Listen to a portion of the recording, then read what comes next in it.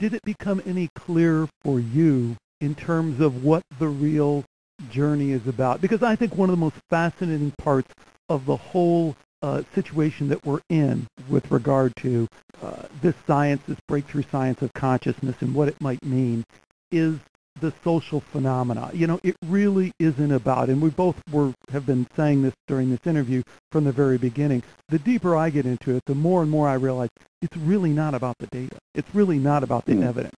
It's really about all these other influences. Did it become any clearer for you in terms of what the real journey is about? Because I think one of the most fascinating parts of the whole situation that we're in with regard to this science, this breakthrough science of consciousness and what it might mean is the social phenomena. You know, it really isn't about, and we both have been saying this during this interview from the very beginning, the deeper I get into it, the more and more I realize it's really not about the data. It's really not about the evidence.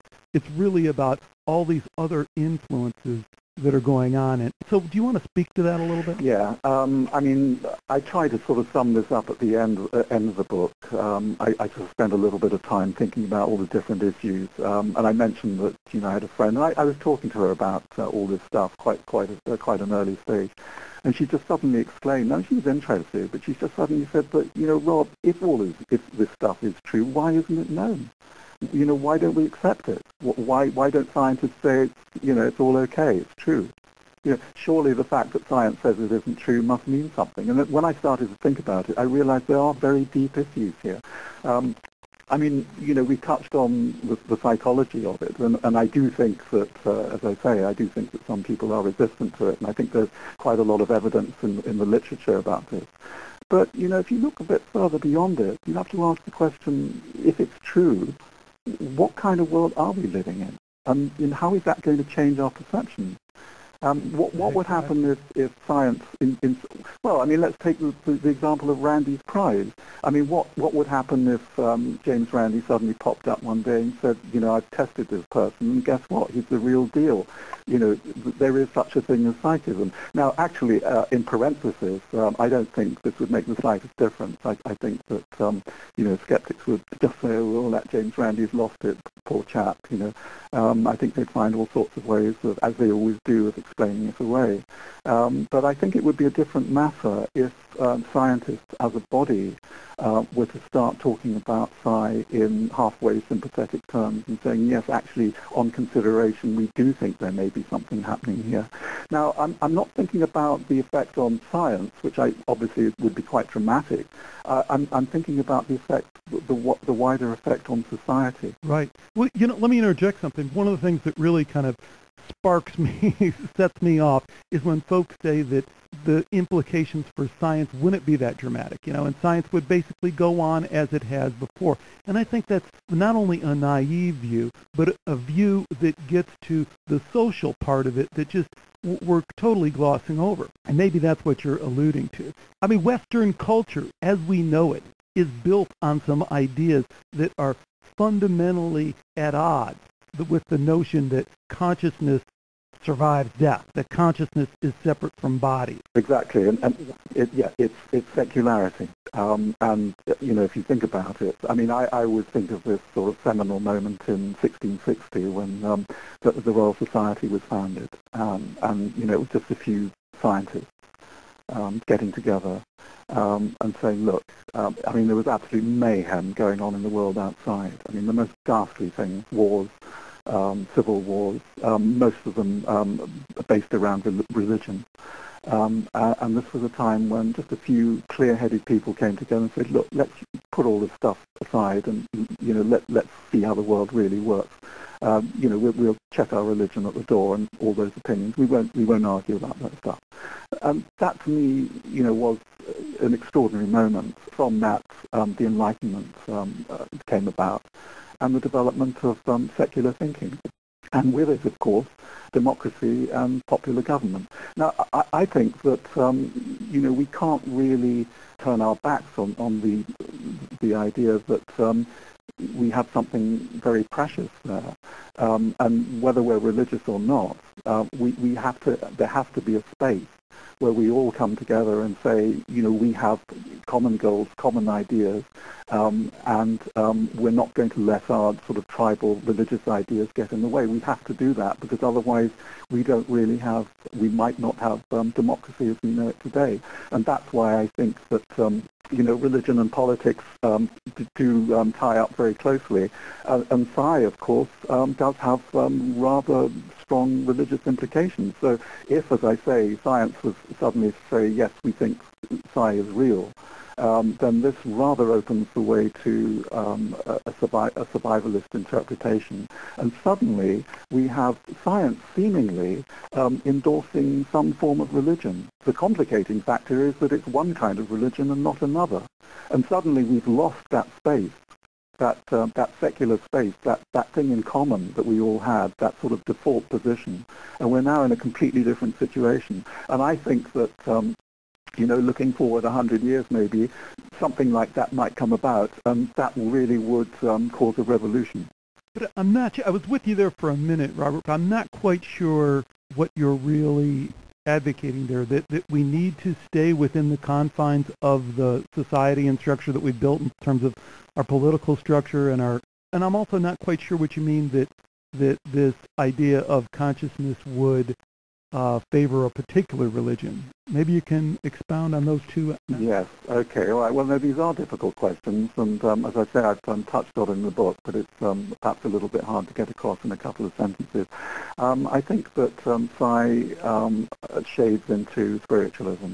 If you're talking about mediums, and if you're investigating mediums, and you say yes, these guys have some ability to certainly to tap into other people's minds, and beyond that the possibility of tapping into the minds of dead people, then straight away you're starting to create a religious framework. And spiritualism is a very particular ideology. It is not at all, no, that's wrong. It's not very easily harmonized with traditional Christianity.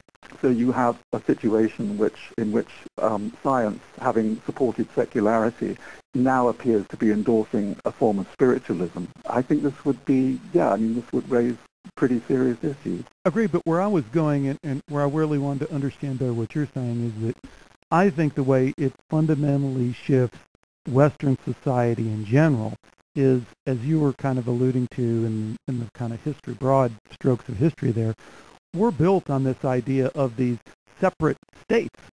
We're built on the idea that we are separate entities, of course, but we're also built that we have these separate economic interests and that we trade and we do these things and we have this kind of tribal mentality. And if the science is as it appears, then we really have to rethink those at a very deep level. We are no longer, this separateness goes away. I mean, that's one of the things we learn right away.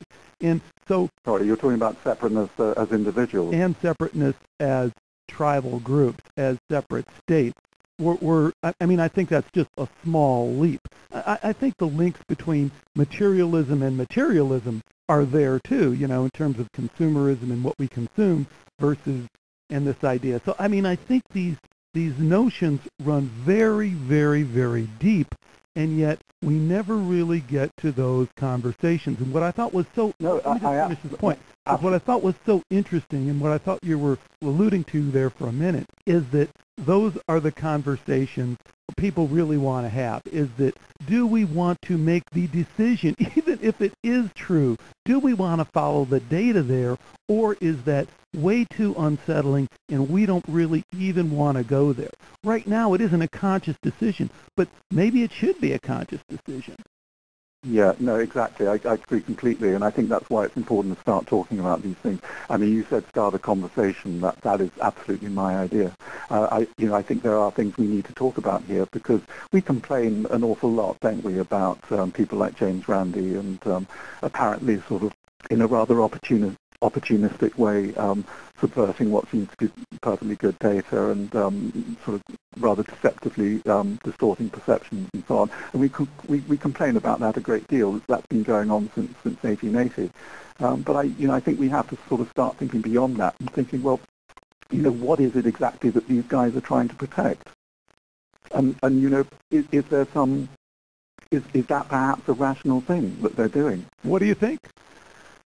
I think there's I think we'd have to take that into account. I really do. I mean, another, just a very small thing I'd like to raise is I was talking about science and religion, and that's a rather large subject to get into a small space. But perhaps I can make the point a bit more succinctly in terms of superstition as a sort of a general entity.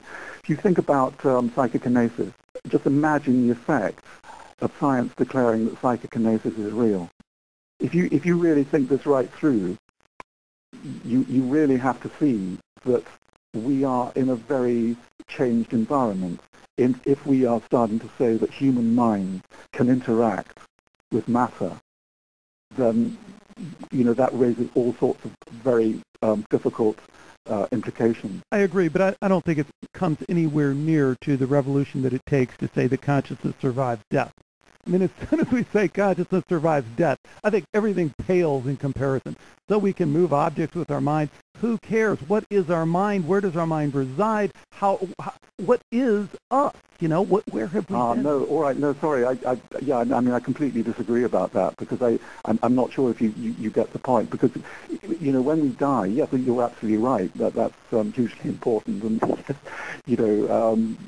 huge implications for us as individuals. But the fact is, we don't really know until we die whether that's going to happen or not, and it's not actually making a huge difference to human society. But it will make a huge difference to human society if we think that some people can hex other people, can cause, I think Stephen Browdy has a good phrase here, to cause a despised co-worker's computer to crash, or to cause somebody a migraine. I mean, these are very small things, but, interfere with the brakes when they're driving, that sort of thing. See, it doesn't even have to be true, but if science says that something like that actually is feasible and possible and might happen, then what sort of situation are we in? And I suspect, and I'm not sure if this is a conscious idea that skeptics have, and I don't recall them talking about it particularly. I think we are giving them way too much credit, but go ahead. Yeah, perhaps. I think that's something that sooner or later will have to come up, and yes, we will have. I think what I'm trying to say in a nutshell is, Alex, we have to think about the implications, the wider implications of psi. Or rather the wider implications of psi endorsed and accepted by a central authority like science.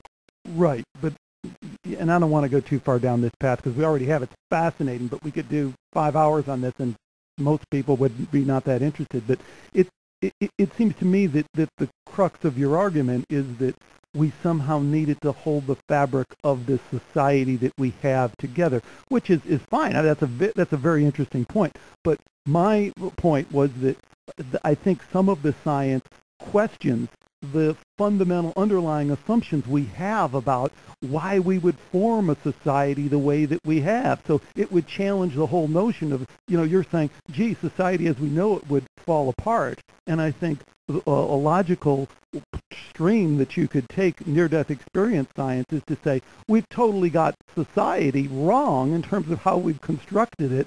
So a total reset on the reset button is something that we should start with rather than say, how do we keep this little engine going that we already have? I completely agree, and of course that is the obverse of what I've been saying. I think the way I've been talking is in the context of skeptical responses to paranormal claims.